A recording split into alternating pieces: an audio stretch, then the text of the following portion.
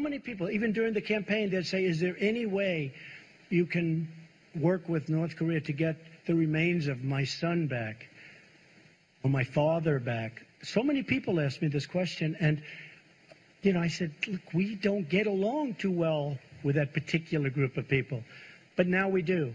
And he agreed to that so quickly and so nice. It was really a very nice thing, and he understands it. He understands it. So for the thousands and thousands, I guess way over 6,000 that we know of in terms of the remains, they'll be brought back. The POW MIA issue clearly is a very important one for thousands. Especially to a lot of people that are... But what do you, President Trump, expect Kim Jong-un to do about the human rights record regarding the North Korean people? Right. It was discussed. It was discussed relatively briefly compared to denuclearization. Well, obviously, that's where we started and where we ended. But they will be doing things, and I think he wants to do things. I think he wants to. You'd be very surprised. Very smart, very good negotiator, wants to do the right thing. You know, he brought up the fact that in the past they took dialogue far. They never were like we are. There's never been anything like what's taken place now. But they went down the line. Billions of dollars were given, and, you know, the following day the nuclear program continued. But this is a much different time, and this is a much different president, in all fairness. This is very important to me. This was perhaps one of the reasons that I won. I campaigned on this issue, as you know very well, John. Okay, whoever those people are, I cannot see you with all the lights, but you don't look like either of the two. Yeah, go ahead. Sure, go ahead. Thank you, Mr. President. And first of all, congratulations. Thank you very much. Appreciate it. Did you touch on the issue of peace treaty, and also will you travel to Pyongyang anytime soon? Well, at a certain time I will. I said that will be a day that I look very much forward to at the appropriate time. And I also will be inviting Chairman Kim at the appropriate time to the White House. I think it's really going to be something that will be very important. And he has accepted. I said at the appropriate time. We want to go a little bit further down the road. But what we signed today was a lot of things included. And then you have things that weren't included that we got after the deal was signed. I've done that before in my life. And we didn't put it in the agreement because we didn't have time. And I think most of you have been handed out the agreement or soon will. But oh, you have not? Okay. Well, if you could have those agreements passed out. We just finished them just a little while ago. But if you could have the agreements passed out, you'll see what we're talking about. Yes, sir. Go ahead.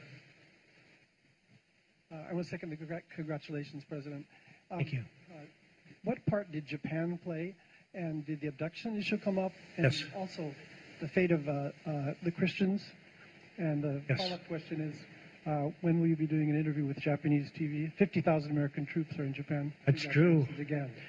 50,000 great troops. That's true. Yeah, it did. Abduction, absolutely. This Prime Minister Abe's one of his, certainly, other than the whole denuking subject, certainly I would say his main point. And I brought it up, absolutely. And they're going to be working on that. It will be. We didn't put it down in the document, but it will be worked on. Christians, yes, we brought it up very strongly. You know, Franklin Graham spent and spends a tremendous amount of time in North Korea. He's got it very close to his heart. It did come up, and things will be happening. Okay? Thank you. Great question. Yes, John, go ahead.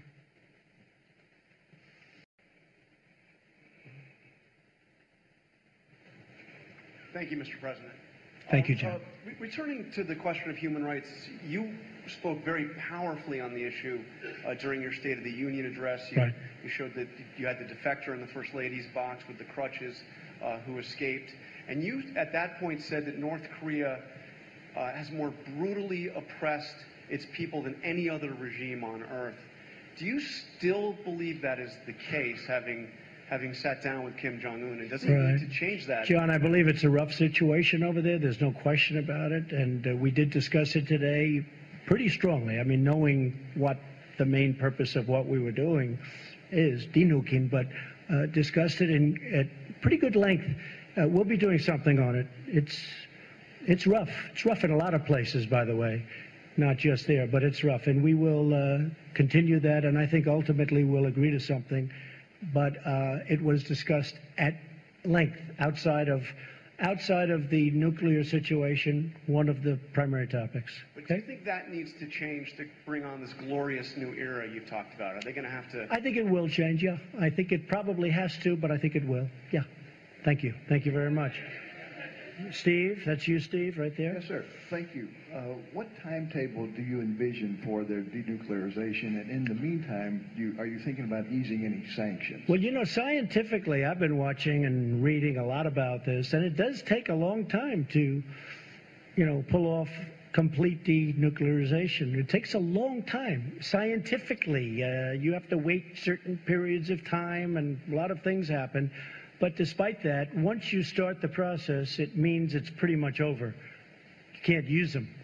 That's the good news. And that's going to start very, very soon. I believe that's going to start very soon. We will do it as fast as it can mechanically and physically be done, Steve. And the sanctions? The sanctions will come off when we are sure that the nukes are no longer a factor. Sanctions played a big role. But they'll come off at that point. I hope it's going to be soon, but they'll come off. They, as you know, and as I've said, the sanctions right now remain. But at a certain point, I actually look forward to taking them off. And they'll come off when we know we're down the road where it's not going to happen. Nothing's going to happen. Okay? Thank you. Yes, go ahead, please. Thank you, Mr. President. Thank you. Congratulations on this historic summit. Thank you very much. Congratulations to everybody, by the way. Congratulations to everybody. Go ahead. You signed a document with Kim Jong-un. It's essentially a piece of paper. Yesterday we had a briefing from the Secretary of State, Mike Pompeo, and he said the following: many presidents previously have signed off on pieces of paper, only to find that the North Koreans either didn't promise what we thought they had, or actually reneged on those promises. What makes this time different, Mr. President? Well, you have a different administration. You have a different president. You have a different Secretary of State. You have people that are, you know, it's very important to them, and we get it done. The other groups, maybe it wasn't a priority.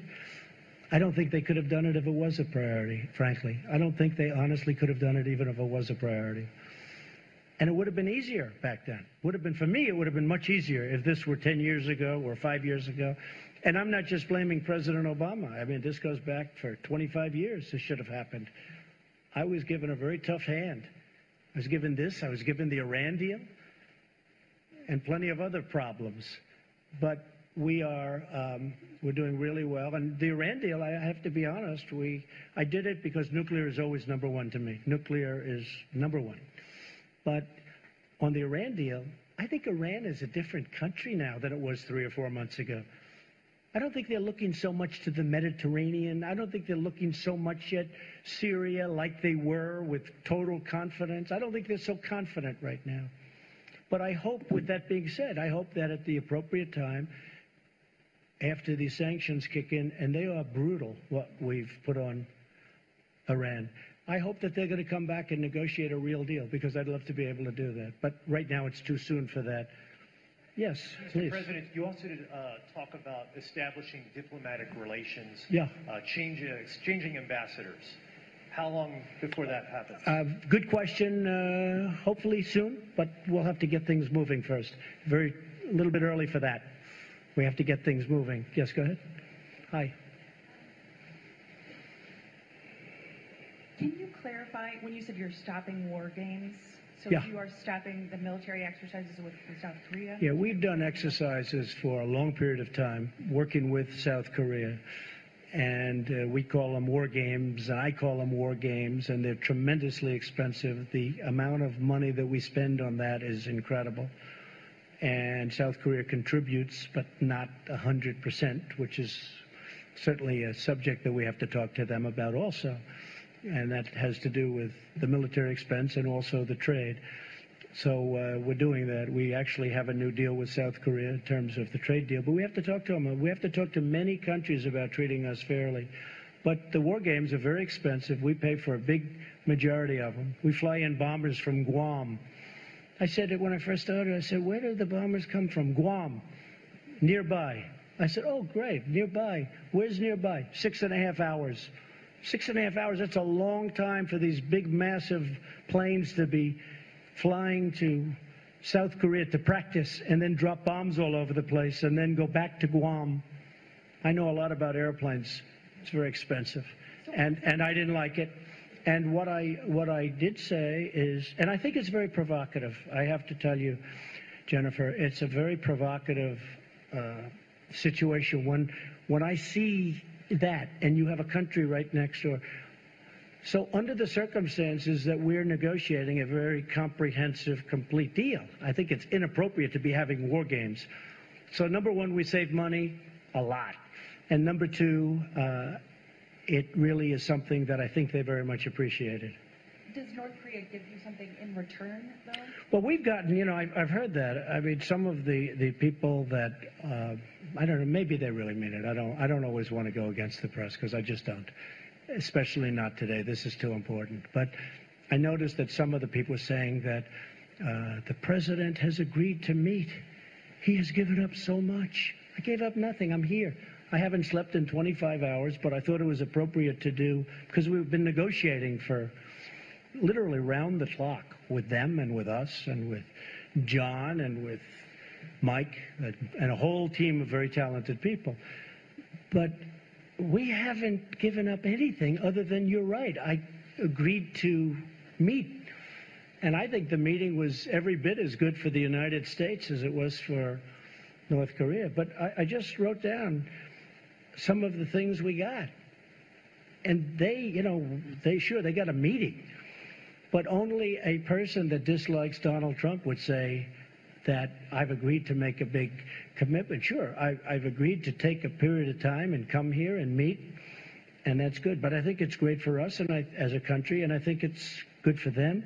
But what did they do to justify this meeting? Secured commitment for complete denuclearization. That's the big thing. They secured the release of 3 American hostages. They already gave them to us 2 months ago. These people are now living happily back in their homes with their families. And it was pretty rough for them, to put it mildly. Secured the commitment to recover the remains, including, these are of fallen heroes. And they're giving a commitment. They're starting it immediately to recover the remains. And I just went through how many people asked me about it. I was amazed, actually. So many people would ask me, is it possible? Is it possible? At that time, we had no relationship to Chairman Kim or to anybody else in North Korea. It was a very closed society. So we're getting the remains back. Secured the halt of all missile and nuclear tests. For how long has it been? 7 months? You haven't had a missile go up. For 7 months, you haven't had a nuclear test. You haven't had a nuclear explosion. I remember a nuclear event took place, 8.8 in the Richter scale. And they announced, I heard it on the radio, they announced that a massive earthquake took place somewhere in Asia. And then they said it was in North Korea, and then they found out it was a nuclear test. I said, I never heard of a Richter scale in the high 8s. And if you look, there's been no missile launches. They've blown up their missile area that's going to take place. That has not been written into the contract. We're going to give you the exact details on that. But they secured a halt of all missiles and of all nuclear tests. They secured the closure of their single primary nuclear test site, all 3 of them. They're in an area that's common around each other. They secured the closure. They secured the commitment to destroy the missile engine testing site. That was not in your agreement. I got that after we signed the agreement. I said, do me a favor. You've got this missile engine testing site. We know where it is because of the heat. It's incredible the equipment we have, to be honest with you. I said, can you close it up? You're going to close it up. We maintain the ability to continue to apply sanctions. So we're applying sanctions. Now, I had 300 sanctions that I was getting ready to put on last week, and I said, I can't really put on sanctions when I'm meeting with, I thought it would be very disrespectful. 300 very big ones, powerful ones. And I said it would be disrespectful. So, Jennifer, when you look at all of those things that we got, and when we got our hostages back, I didn't pay $1.8 billion in cash, like the hostages that came back from Iran, which was a disgraceful situation, what took place. So we've gotten a lot. So when I hear somebody in the media say that President Trump has agreed to meet, like, it's not a big deal to meet. I think we should meet on a lot of different topics, not just this one. And I really believe a lot of great things can happen